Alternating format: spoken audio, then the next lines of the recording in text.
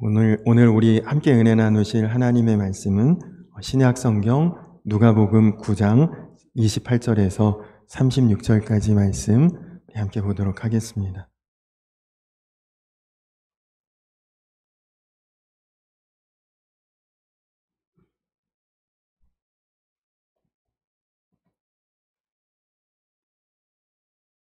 누가복음 9장 28절에서 36절까지 말씀입니다.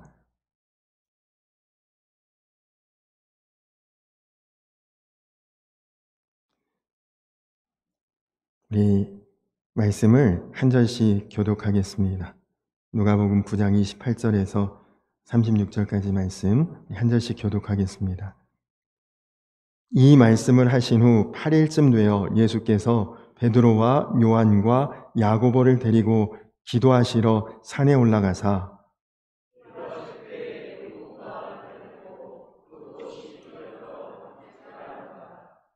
문득 두 사람이 예수와 함께 말하니 이는 모세와 엘리야라.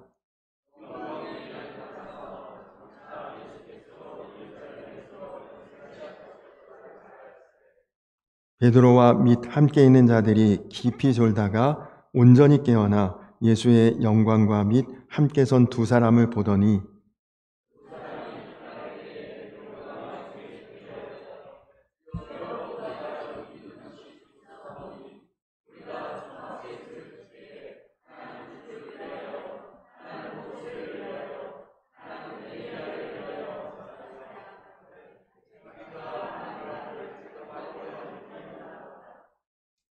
이 말할 즈음에 구름이 와서 그들을 덮는지라.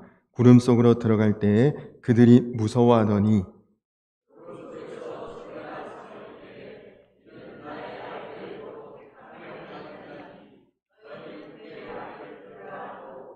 이 36절 같이 읽겠습니다. 소리가 그침에 오직 예수만 보이더라. 제자들이 잠잠하여 그 본 것을 무엇이든지 그때에는 아무에게도 이르지 아니하니라. 아멘. 할렐루야. 영과 진리로 예배하는 우리 성도님들 모두를 지금도 여전히 살아계시고 우리와 동행하시는 주님의 이름으로 축복합니다. 우리나라가 그렇게 큰 나라가 아닌데도 지난 한 주간 동안 어떤 지역에서는 엄청난 폭우가 내리고 엄청난 수해를 당했다는 그런 소식을 뉴스에서 봤는데요. 아마 뉴스를 보지 않았다면 같은 나라 안에서 그런 일이 있었는지도 모를 정도로 우리가 사는 지역이 별다른 피해가 없어서 한편으로는 감사하고 또 한편으로는 그렇게 피해를 당하고 어려움을 겪는 분들이 빨리 회복이 되고 복구가 되고 평범한 일상생활로 돌아올 수 있도록 우리 성도님들도 함께 기도해 주시기 바랍니다. 오늘 말씀에는 예수님께서 베드로, 또 야고보, 요한과 함께 산에 올라가서 기도를 하시던 중에 갑자기 예수님의 용모가 변화되고 그리고 그 옷이 깨끗하게 휘어져서 광채가 나고 그리고 모세, 엘리야와 더불어 이야기를 나누신 장면이 오늘 우리가 보고 있는 말씀입니다. 여러분, 이 변화산 위에 수많은 우리 성경에 보면 믿음의 인물들, 신앙의 조상들이 많이 있는데 그 중에 특별히 모세와 엘리야가 나타난 이유가 무엇일까요? 일반적으로 모세는 율법을 대표하는 사람, 엘리야는 선지자를 대표하는 사람, 그렇게 알려져 있습니다. 그래서 아마 율법의 모든 것을 이미 주권자로 가지고 계신 예수님, 그 모든 선지자의 그런 예언의 말씀과 그런 예언의 메시지를 모두 품으신 예수님이 그들 두 사람과 만났을 것이다. 보통은 이렇게 해석을 하는데 그보다 더 중요한 모세와 엘리야가 예수님과 통하는 공통점이 있습니다. 여러분 아시는 것처럼 엘리야는 죽음을 보지 않고 불말과 불술에 의해 하늘로 승천했습니다. 또 모세는 신명기 34장에 보면 그가 죽어 장사를 지냈지만 그의 묻힌 곳을 아는 사람이 아무도 없다고 기록되어 있죠. 그래서 유대인들의 전승에는 모세가 죽었지만 다시 살아나서 승천을 했다. 유대인들이 그들이 주장하는 그런 전설입니다. 또 예수님은 여러분들도 다 아시다시피 죽었다가 다시 부활하셨다가 500여 명의 제자들이 보는 가운데 하늘로 승천하셨죠. 그러니까 이 세 사람은 모두 죽음에 있어서 그것들을 다 극복하고 이겨내고 통과한 사람들입니다. 그리고 이 세 사람의 또 한 가지 공통점은 세 사람 다 중보자였다는 것입니다. 모세는 하나님과 이스라엘 백성들 사이를 중보하고 그리고 그 중재했던 사람이 모세입니다. 모세가 이스라엘 백성들을 데리고 출애굽할 때에 그들이 얼마나 많은 원망과 불평과 하나님을 향한 불순종, 하나님이 얼마나 답답하셨으면 차라리 이 백성들을 버리고 너를 통해 새로운 민족을 세우겠다. 하나님이 그렇게 말씀하셨지만 그때 모세가 만약에 하나님 그렇게 하시면 주변의 모든 나라와 민족이 하나님을 조롱할 것입니다. 하나님 이 백성을 긍휼히 여기시고 용서하시고 만약에 그렇지 않으면 차라리 내 이름을 생명책에서 지워주십시오. 그러면서 모세가 하나님과 이스라엘 백성들 사이를 중재하고 그리고 중보했던 사람입니다. 엘리야, 우리가 보통 엘리야는 불의 선지자다. 그냥 갈멜산에서 이방 선지자들 850명을 상대로 승리하고 이긴 승리자로만 기억하지만 사실 엘리야의 사역도 중보 사역이었습니다. 구약의 마지막 성경인 말라기 4장 5절로 6절에 이렇게 증거합니다. 보라, 여호와의 크고 두려운 날이 이르기 전에 내가 선지자 엘리야를 너희에게 보내리니 그가 아버지의 마음을 자녀에게로 돌이키게 하고 자녀들의 마음을 그들의 아버지에게로 돌이키게 하리라. 돌이키지 아니하면 두렵건대 내가 와서 저주로 그 땅을 칠까 하노라 하시니라. 그러니까 엘리야의 가장 중요한 사역은 이스라엘 민족을 향한 하나님의 마음을 바꾸도록 또 하나님을 향한 이스라엘 민족의 마음이 바뀌도록 그 일을 엘리야가 했다는 것이죠. 그러니까 갈멜산에서 바알 선지자들과 대결할 때 하늘에서 불이 떨어졌느냐 안 떨어졌느냐 이게 중요한 것이 아니라 하나님으로부터 멀어졌던 하나님으로부터 등 돌리고 있던 이스라엘 백성들을 하나님께로 다시 향하게 하는 그 역할을 엘리야가 했다는 것이죠. 예수님은 말할 것도 없습니다. 죄로 인해서 하나님과 우리가 분리되고 떨어지고 하나 될 수가 없는 그런 우리를 십자가에서 죽으시고 보혈의 공로로 하나님과 우리 사이를 다시 하나 되게 하시고 그리고 하나님과 우리 사이를 한 몸 되도록 그런 역할을 하신 분이 예수님이시죠. 그래서 이 세 사람은 그런 부분에 있어서 공통적인 사역을 하셨다는 것입니다. 그런데 이 모세와 엘리야와 예수님이 한자리에서 만나는 이런 영광스럽고도 정말 귀한 순간에 여러분 이 제자들은 지금 뭐 하고 있습니까? 32절 말씀에 보시면 베드로와 및 함께 있는 자들이 깊이 졸다가 온전히 깨어나 예수의 영광과 및 함께 선 두 사람을 보더니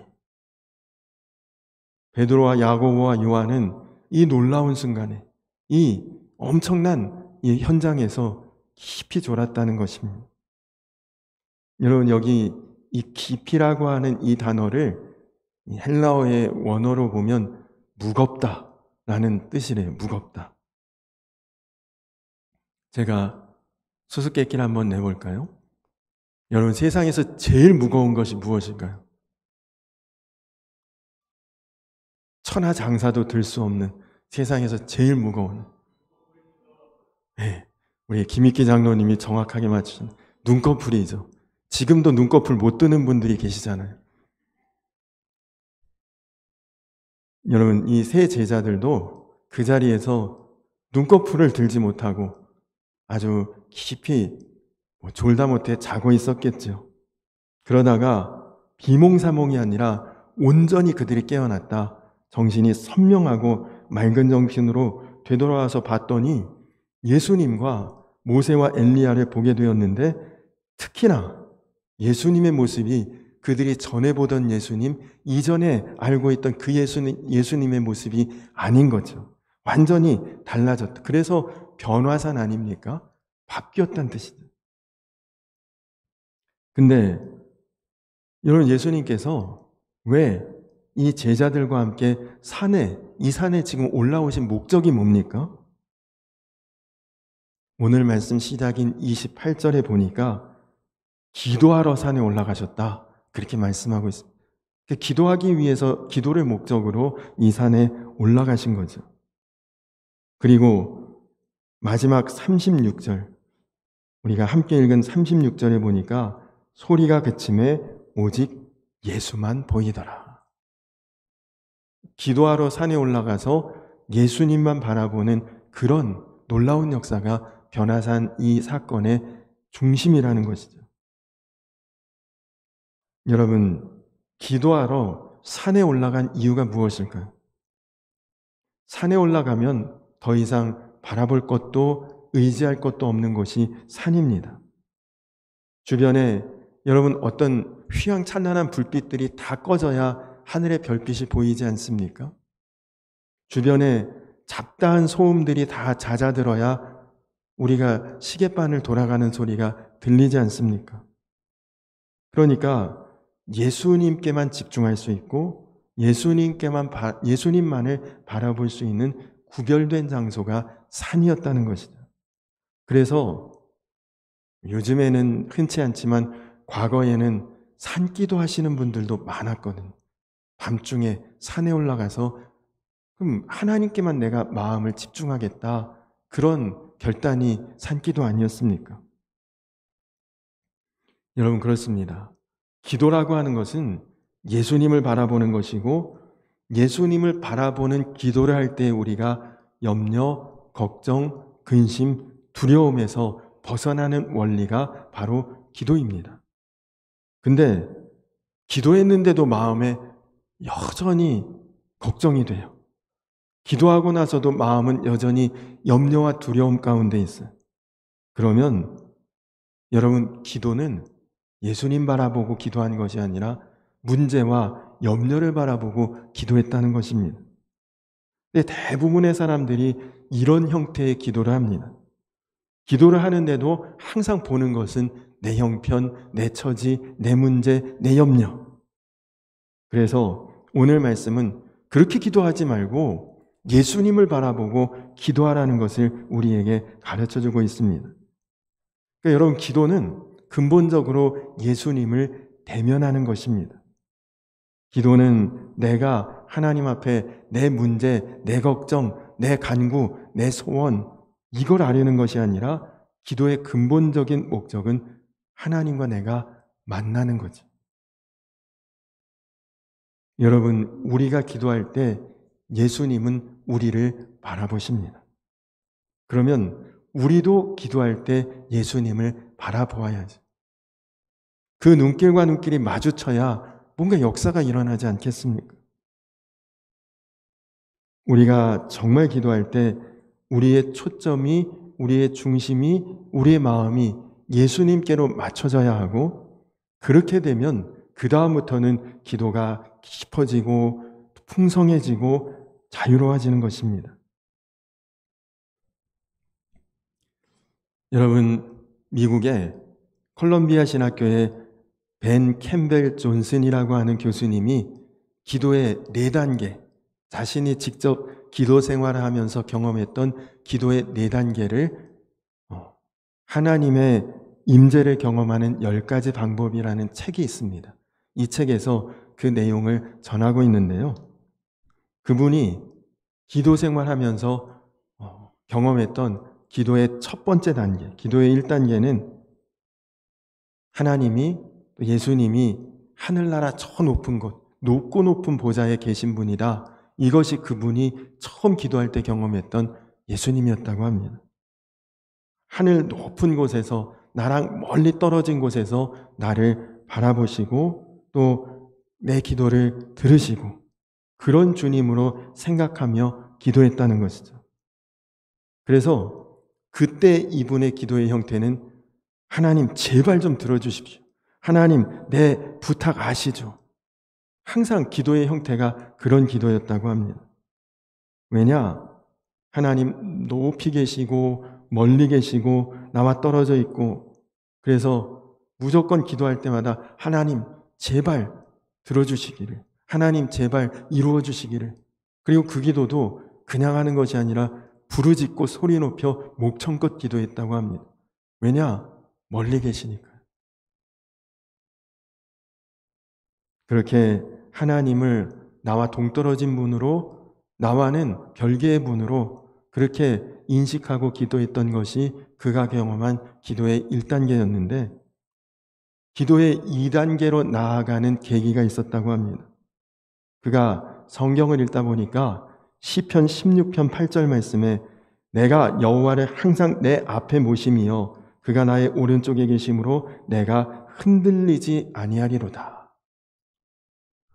이 말씀을 묵상하다 보니까 하나님이 저 멀리 하늘 높이 높고 높은 보좌에 계신 것이 아니라 하나님 바로 내 앞에 계시는 분이시구나. 그걸 마음에 깨달았다는 거예요. 그래서 그 다음부터 그의 기도는 하나님과의 대화로 바뀝니다. 하나님과 속삭이고 하나님과 그냥 평범하게 부르짖지 않고 이야기하듯 기도하는.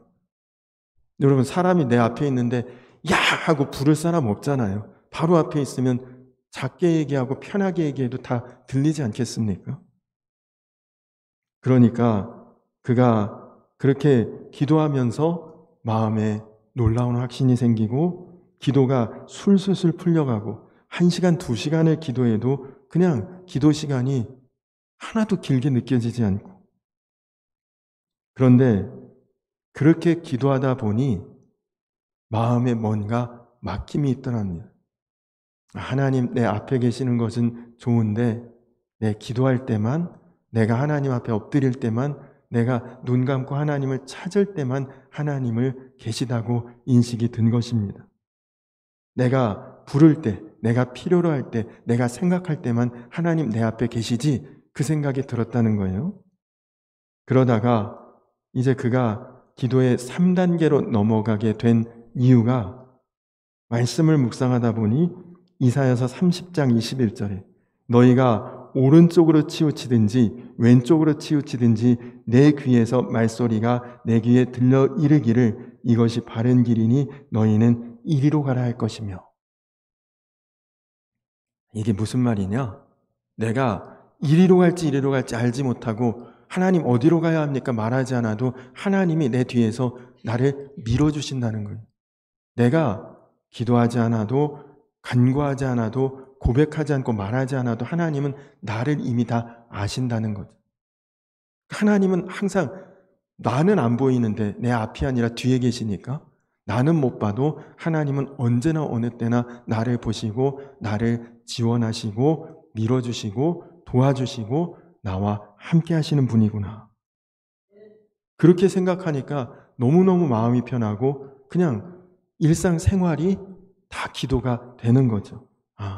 언제나 하나님은 내 뒤에서 나를 든든히 밀어주신다. 그러니까 마음이 너무너무 편안했는데, 근데 마지막 4단계로 기도가 넘어가는데 그때는 그가 고백하기를 놀라웠다, 이렇게 표현합니다. 놀라웠다. 마지막 4단계의 기도가 무엇이냐? 요한복음 15장에 나오는 너희가 내 안에 거하고 내가 너희 안에 거하는, 주님이 나와 완전히 하나 되시는 거죠. 여러분, 하나님 내 앞에 계시든 내 뒤에 계시든 나와 가까이는 계셔도 나와 하나는 아니잖아요. 그런데 4단계의 기도로 그가 들어갈 때는 내가 주님 안에 있고 주님이 내 안에 거하시는 그런 단계로 바뀌게 되었다고 합니다. 그렇게 되면서 그의 기도가 어떻게 되었느냐? 더 이상 내가 필요로 하고 내가 소원하고 내가 간구하는 그 기도가 아니라 주님 원하시는 것이 무엇입니까? 주님 기뻐하는 것이 무엇입니까? 주님, 나에게 주님께서 하고자 하는 것이 무엇입니까? 기도의 방향이, 초점이, 기준이 내가 아니라 하나님께로 바뀌게 되었다. 그게 기도의 4단계라는 거예요. 주님과 내가 완전히 하나 되니까 주님의 마음이 나의 마음이 되고 주님의 뜻이 나의 뜻이 되는 그 기도가 나오게 되었다는 것입니다. 여러분 한번 여러분이 지금 기도할 때에 여러분은 어떤 기도를 하시는지를 한번 돌아보십시오. 여러분 기도의 수준이 여러분과 예수님과의 관계의 수준과 같습니다. 여러분이 지금 예수님과 어느 정도의 깊은 관계를 맺고 있는지가 여러분의 기도를 통해 그대로 드러나는 거죠. 기도는 예수님과 만나는 것입니다. 기도는 예수님을 바라보는 것입니다. 그것이 주님의 계획이에요. 우리가 기도할 때 예수님께서는 내 기도 다 들으시지만 주님의 더욱 큰 관심은 여러분 자신입니다. 그래서 여러분이 기도할 때 정말 중요한 관심은 여러분도 예수님 자체가 여러분의 기도의 관심이고 목적이 되어야죠. 그렇게 훈련이 되면 어느 순간에 예수님의 마음이 내 마음에 느껴집니다. 아, 주님이 이 기도를 원하시는구나. 주님이 이렇게 행하기를 원하시는구나. 주님이 기뻐하시는 것이 이것이구나 깨달아지고 여러분의 기도는 그렇게 변화되어 갑니다. 오늘 말씀은 구름 속에서 예수께서 하나님의 아들이니 그의 말을 들으라는 소리가 나자마자 오직 예수만 보이더라. 그렇게 말씀하십니다. 여러분 왜 변화산 사건의 끝이 결론이 이렇게 끝날까요? 오늘 이 변화산의 주인공은 모세가 아니라는 거예요. 엘리야가 아니라는 것입니다. 산에 볼만한 좋은 경치도 아니라는 거예요. 오직 여러분은 예수 그리스도만 보여야 된다는 것입니다. 여러분, 그런데 사실 우리가 예수님만 바라보는 것이 쉬운 일은 아닙니다. 이사야서 53장 2절이 예수님의 모습을 이렇게 소개합니다. 그는 주 앞에서 자라나기를 연한 순 같고 마른 땅에서 나온 뿌리 같아서 고운 모양도 없고 풍채도 없은즉 우리가 보기에 흠모할 만한 아름다운 것이 없도다. 우리가 여러분 딱 이렇게 그냥 아무 생각 없이 있을 때 눈에 탁 띄는 사람이 어떤 사람입니까? 뭔가 풍채도 있고 외모도 좀 괜찮고 차려입은 것도 좀 귀하고 이런 사람이 눈에 탁 보통 우리들은 눈에 띄잖아요.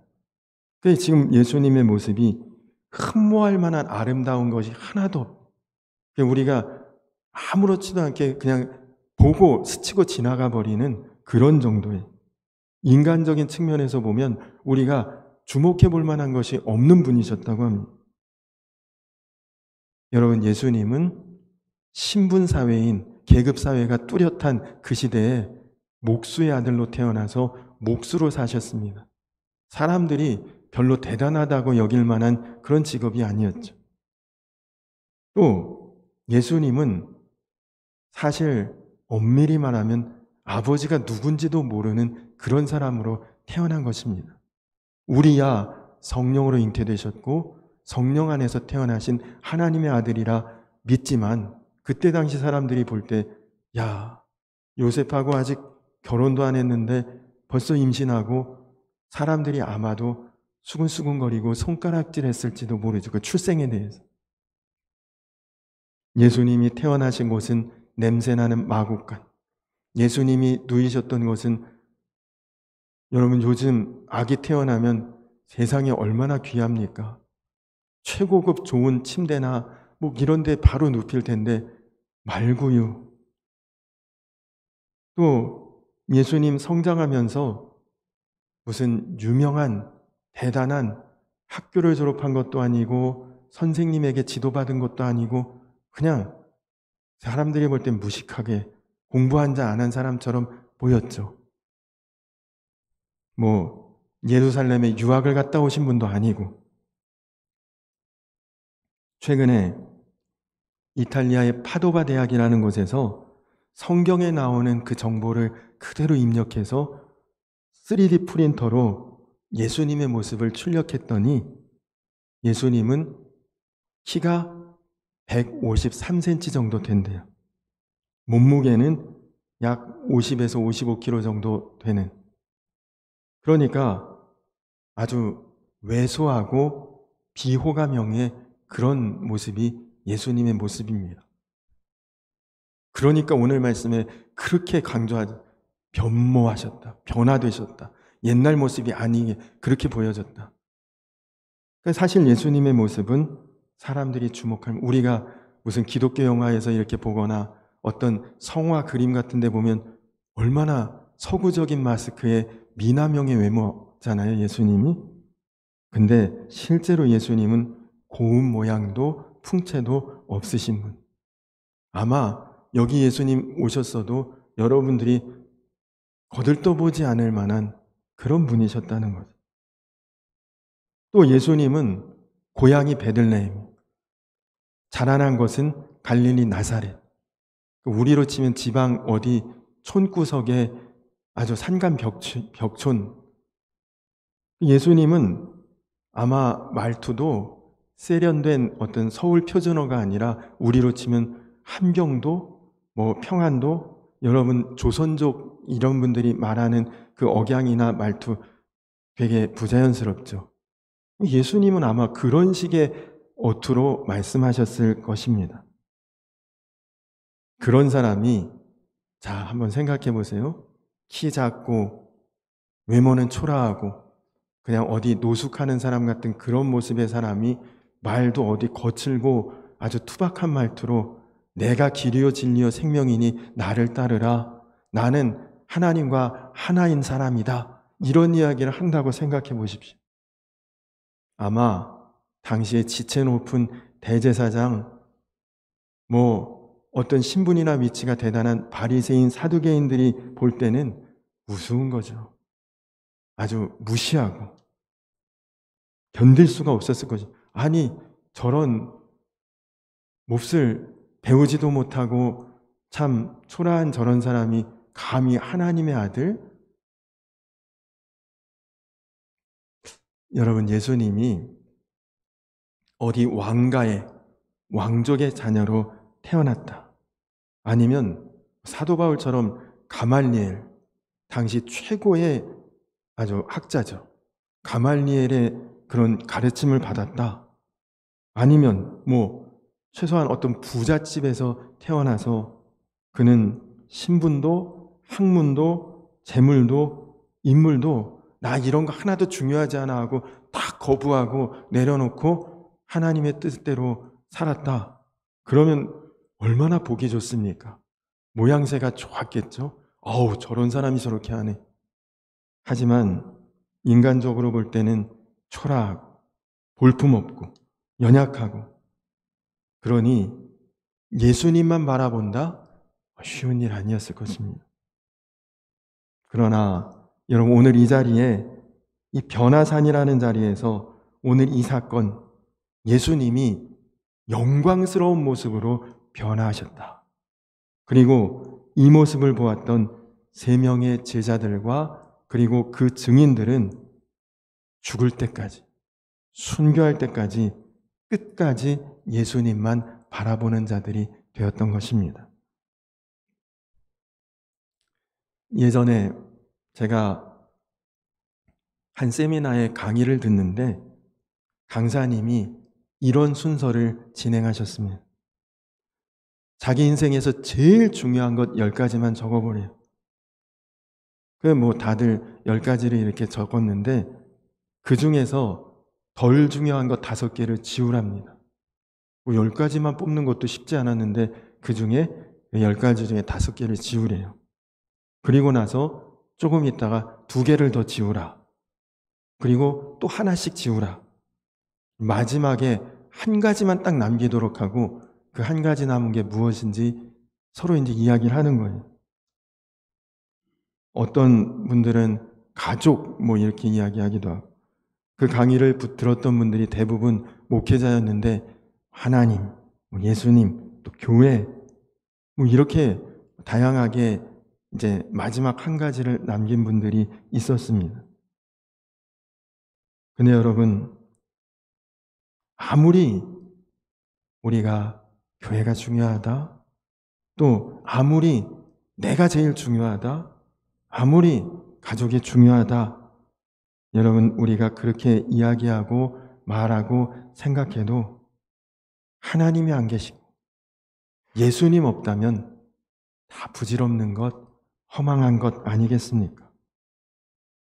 오직 우리 주님만이 우리를 끝까지 사랑하시고 끝까지 품어주시고 끝까지 지켜주시고 끝까지 함께 하실 수 있는 분은 주님밖에 없는 것 아니겠습니까? 출애굽했던 이스라엘 백성들, 여러분 말이 좋아 출애굽이지 사실은 거지 집단이에요.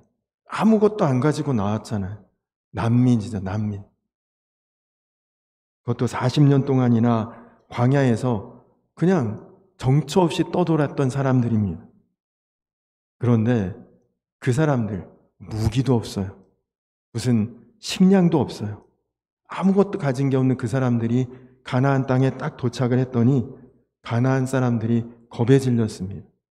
그냥 싸워보지도 않고 도망치기도 하고 여리고성 같은 데서는 아예 성문을 굳게 닫고 어떤 응전을 안 해요.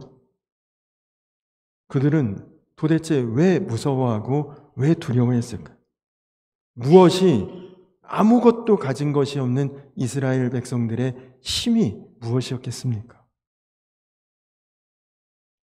이 출애굽했던 이스라엘 백성들은 광야에 나와서 40년 동안 단 하루도 거르지 않고 매일매일 불기둥과 구름기둥으로 나타나신 하나님만 바라보고 따라온 사람들입니다. 직선으로 가면 열흘에서 길게 한 달 안에 갈 수 있는 그 길을 40년 동안을 돌고 돌아서 지금 도착한 거죠. 그런데 40년 동안 뭐 했습니까? 불기둥, 구름기둥, 곧 하나님만 바라보고 따르는 훈련을 40년 동안 혹독하게 치른 사람들. 그러나 그것이 이 이스라엘 백성들에게는 놀라운 힘이었습니다. 여러분 생각해 보십시오. 항상 범사에 모든 일에 하나님만 바라보고 사는 사람들.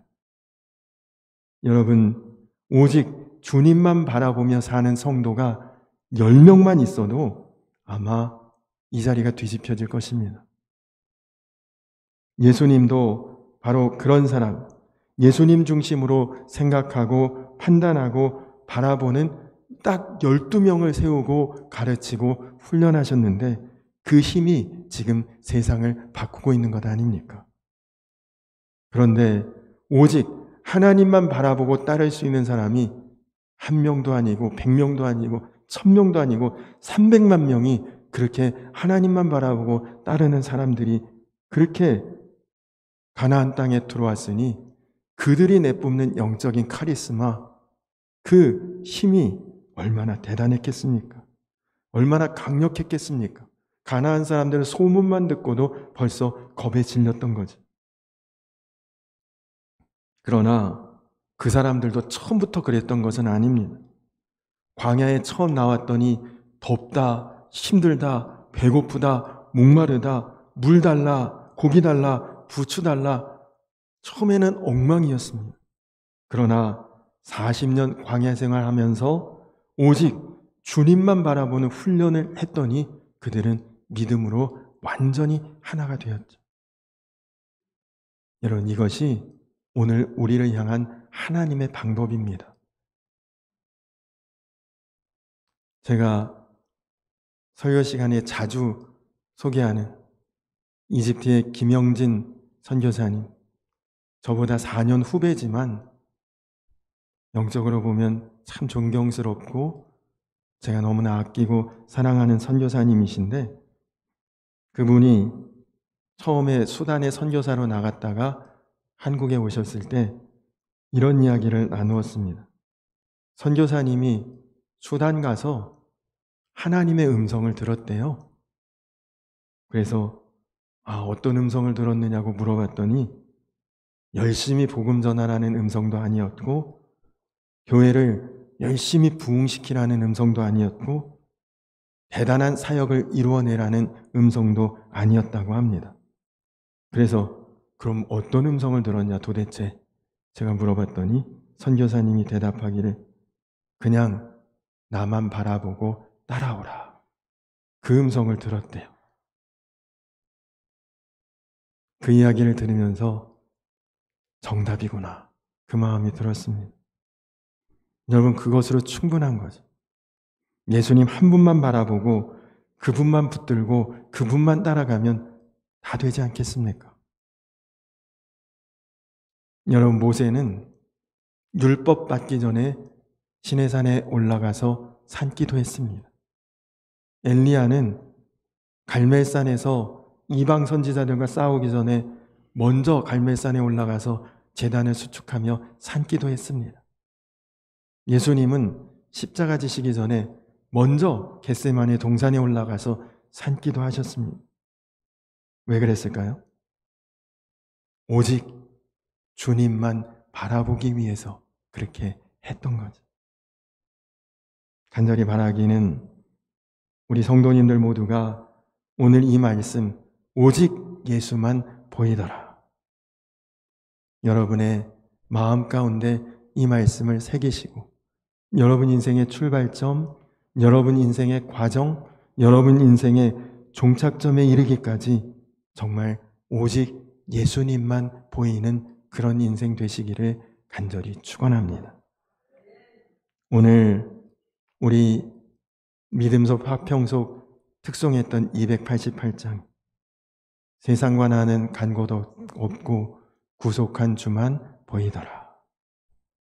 여러분, 정말 세상 볼 것 없고 다른 것 볼 것 없고 구속하신 주님만 바라보고 주님만 보이시는 그런 성도로 세상 승리하며 나아가시기를 주님의 이름으로 간절히 축원합니다. 우리 이 시간 다 같이 자리에서 일어서서 결단 찬양 주만 바라볼지라 우리 같이 찬양하면서 준비하신 예물 봉헌하고 함께 기도하고 예배를 마치도록 하겠습니다.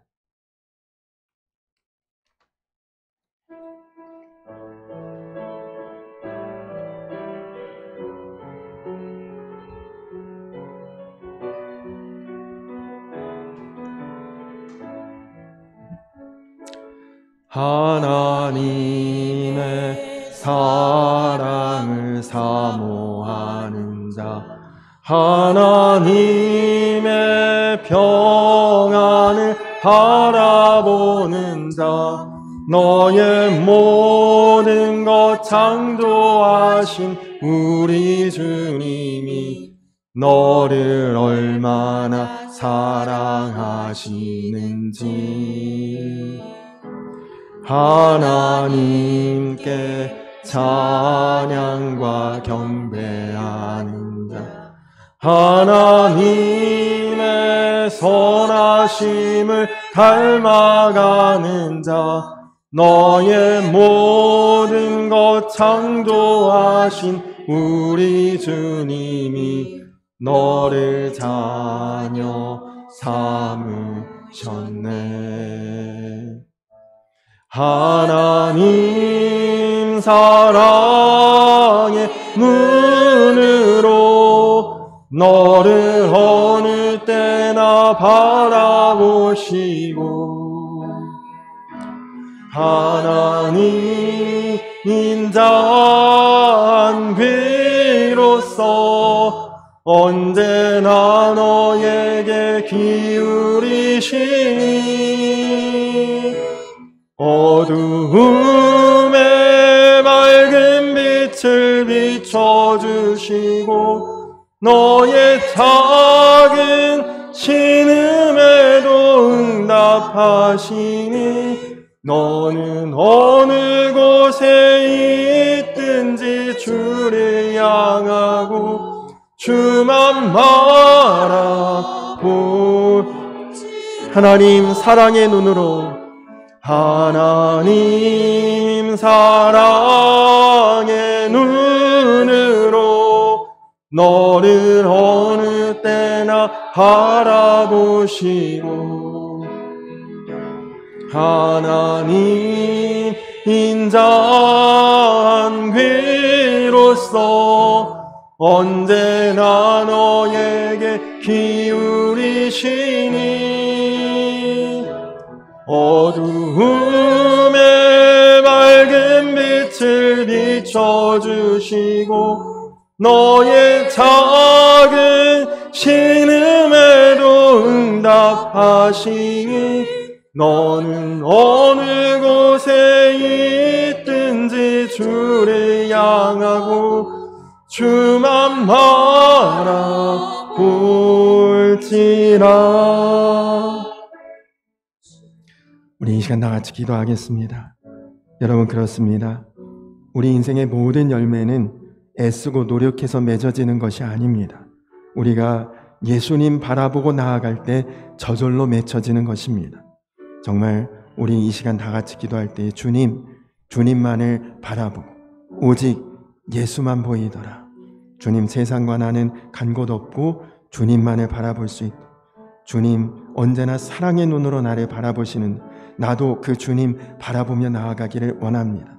주님만이 나를 품으시고 나를 지키시고 나와 함께 끝까지 함께 하실 오직 한 분, 주님, 나도 주님 바라보고 또 나도 이제는 주님의 기쁨이 나의 기쁨 되고 주님의 계획이 나의 계획이 되고 주님의 소원이 나의 소원이 되는 그런 기도자가 되고 그렇게 주님과 함께 동행하며 인생의 모든 순간순간 끝날까지 주와 함께 나아가며 승리하는 삶이 되게 하여 주시옵소서.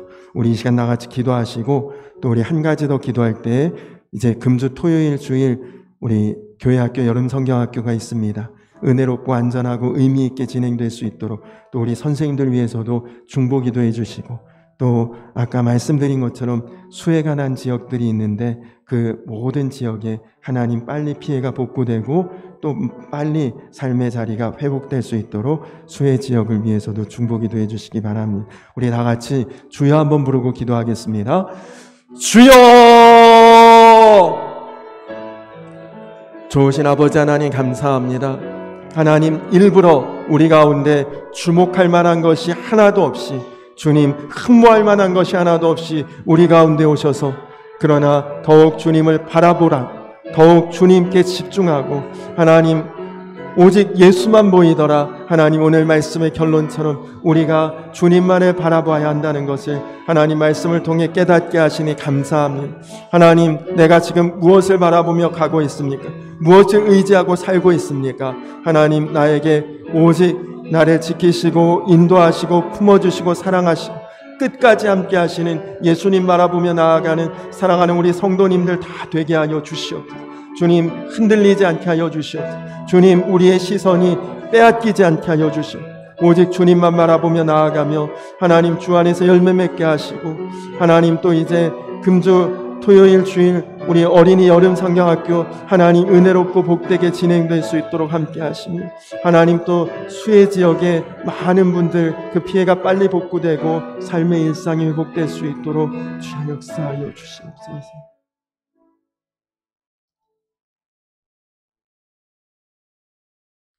구름 속에서 소리가 나서 이르되 이는 나의 아들 곧 택함 받은 자니 너희는 그의 말을 들으라 하고 소리가 그침에 오직 예수만 보이더라.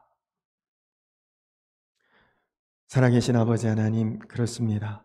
우리가 살면서 무엇을 바라보고 가고 있는지, 무엇을 의지하고 살고 있는지 주님 돌아보게 하시고 그것이 과연 언제까지 나를 지켜줄 수 있을지, 그것이 과연 어느 때까지 나와 함께 할 수 있을지를 하나님 분명히 바라보고 생각하고, 이제는 정말 세상과 나는 간 곳 없이 구속한 주님만 바라보는 온전하고 복된 신앙의 걸음걸음 될 수 있도록 우리 성도님들을 주장하여 주시옵소서.